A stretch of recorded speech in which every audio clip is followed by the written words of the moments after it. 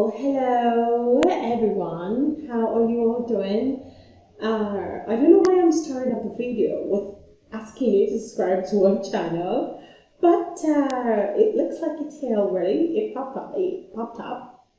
No fault of mine, really, no fault of mine, just popped up. So now that it's here, I might as well start off with telling you to please subscribe to our channel so that you can get to learn live from best of PrepClass tutors. You can have access to all loads of videos on different subjects and topics of your choice, and of course participate in quizzes possibly and enjoy other numerous benefits of being a member of the PrepClass educational platform. So what are you waiting for? Click that subscription button now. Click it.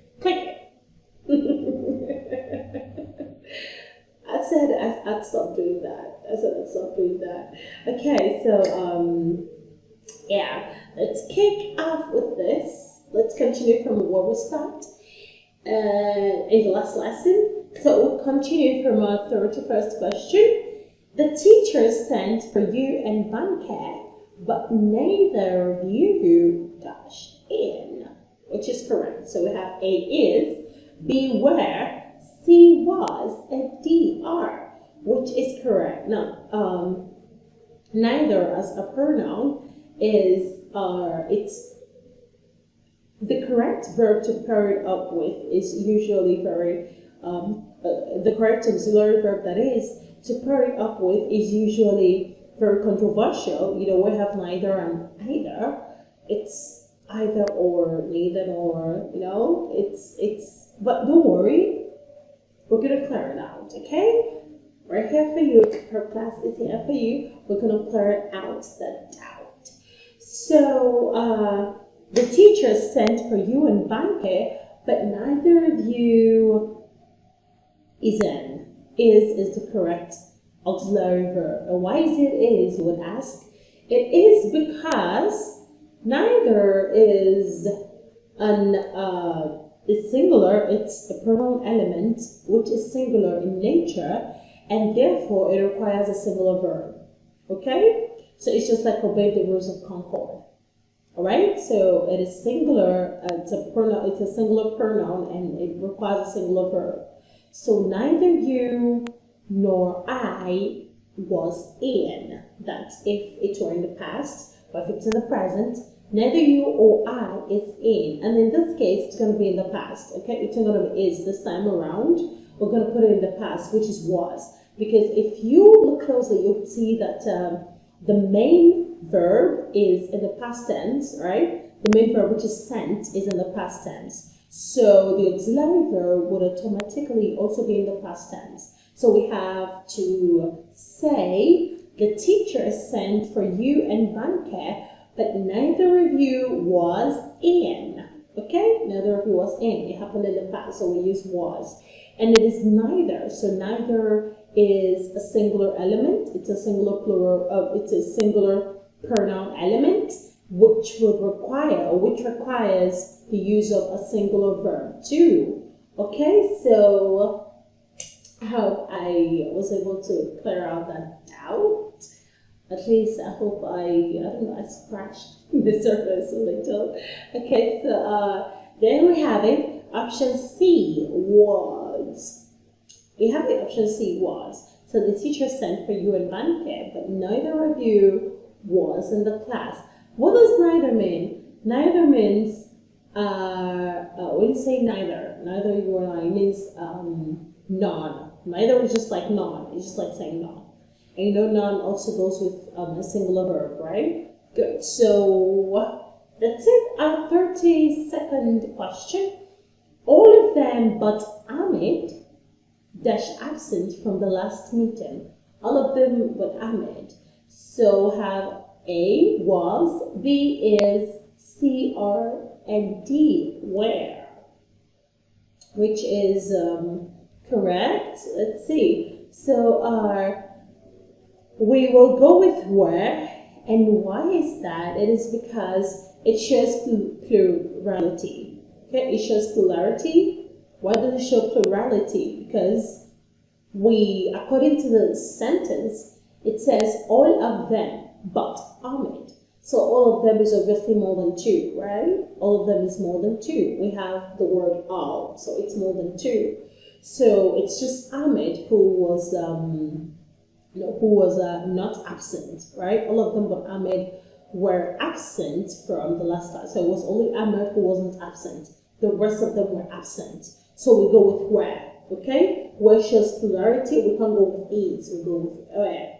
You remember is for singular, where is for plural. So we go with where.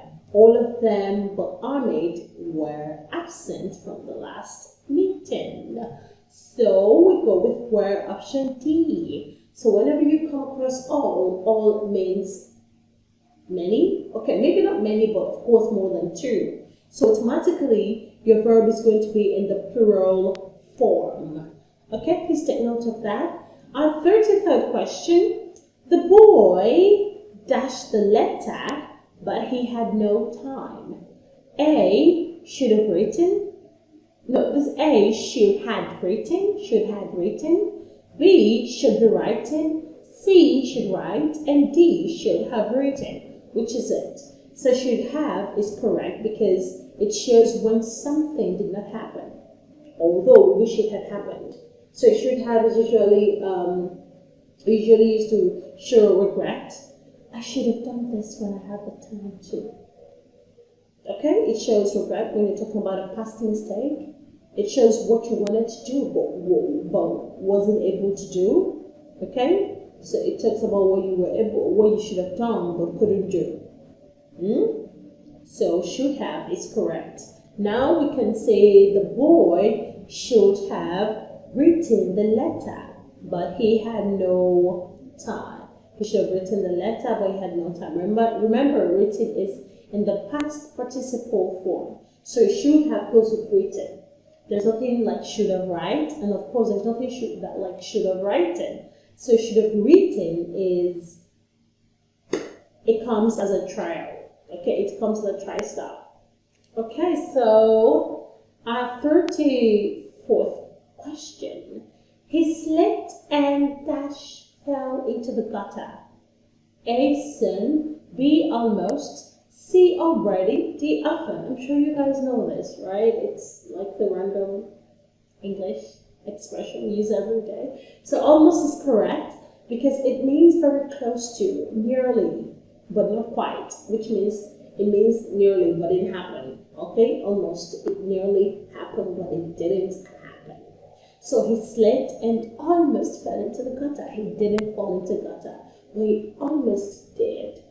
So we have in option B, almost, as our correct answer. Okay, why did I do that? It's sort of in the last question. Why did I have to do that? Our 35th question. Our heroes fought for the liberation of our country. A, hastily. B, strongly. C, accidentally. D, dauntlessly, which is correct. So our heroes fought dauntlessly, because dauntless means without fear. You know, like our past heroes fought for our independence, they fought dauntlessly for our independence. Okay? So when you say dauntless, it means without fear, it means without intimidation. Okay? It means bold, bravely. Okay? When you do something bravely, without batting an eyelid. So our heroes fought dauntlessly for the liberation of our country, and that is option D, dauntlessly. Okay, so that is it. I didn't have much words to say. I don't know. For some reason, I have run out of words. I don't know why, but I have run out of words, so I kind of know what to say. So I'm just going to say, take care. Always remember the PrepClass loves you. Don't forget to ever reach out to us, okay? We are here to make you a better version of your academic self. Okay, so with all kisses from PrepClass, bye.